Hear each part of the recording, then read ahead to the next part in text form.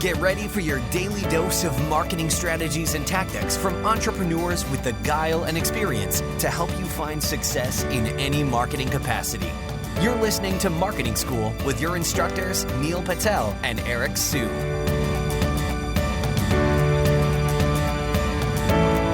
Welcome to another episode of Marketing School. I'm Eric Su.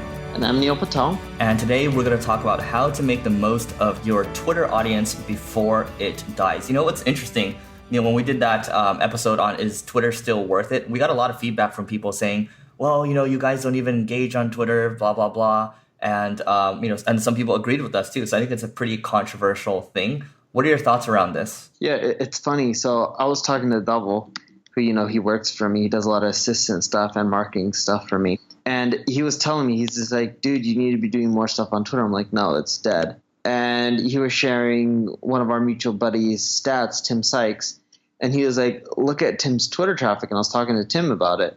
Tim gets over 50,000 visitors from Twitter. I'm like, what? We have similar amount of fans. I'm like, I'm at 5,000, you're at 50.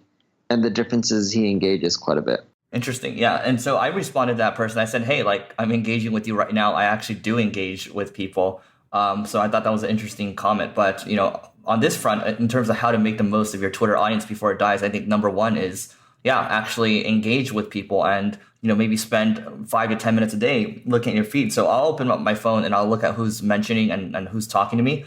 And sometimes, when I get testimonials around Marketing School, I'll favorite them and I'll say, hey, thanks so much. What was your favorite episode? So I will talk with people. I think you can definitely do that. If you really want to try to make the most of it, some of our clients, they still run Twitter ads and it works for them. So that might be something for consideration as well. If you have a good sized Twitter audience, you can run ads, or actually that doesn't even have anything to do with it, but you can run ads if you want more conversions. But you can also go live. Twitter bought Periscope a while back, and then now you can actually go live natively within the app. So if you have a good sized following, like Neil does, you might want to try giving Twitter Live a shot as well. There's Instagram Live now, there's Facebook Live, there's YouTube Live. But hey, if you got a good size audience on Twitter, why not?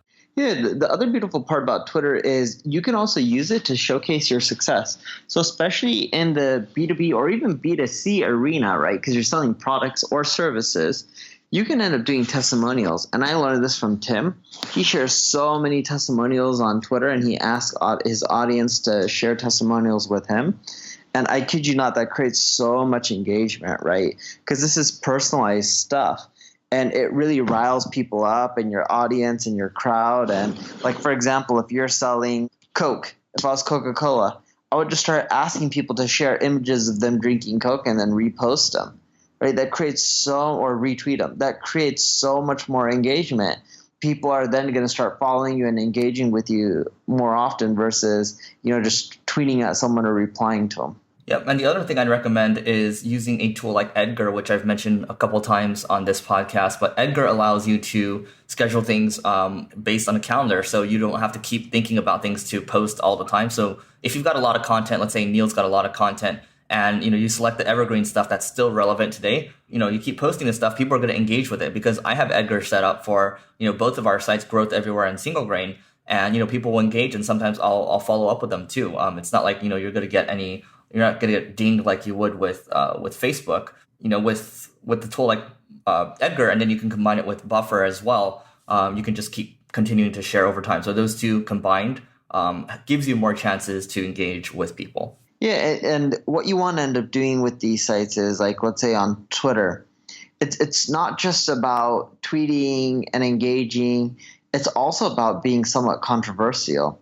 If you just go with the flow and the status quo, you won't do well. Like, if you think about every time a news outlet is discussing something on Twitter, it's something controversial that, like, Mark Andreessen or Elon Musk may have said, or like something that they did to stir the pot. And I'm not saying do something that's going to create a big PR negative backlash. Don't be afraid to walk the line, because if you do, you'll notice that you get way more interaction, way more traffic than if you're just on the up and up and playing nice with everyone, because you're going to disagree with people, and disagreements are okay.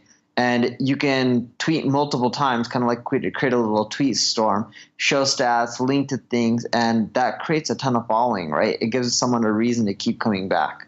Great. And the other thing is I would suggest, the main thing I use Twitter for right now is I look at it in the morning and I follow certain lists. So I follow lists of venture capitalists and I follow lists of founders that's where I get my news, right? Because I really don't care about, what's happening on CNN and all the other stuff. If it's really important, it's going to pop up on these other guys' feeds. So I would say curate the people that you're following. That way you get good information.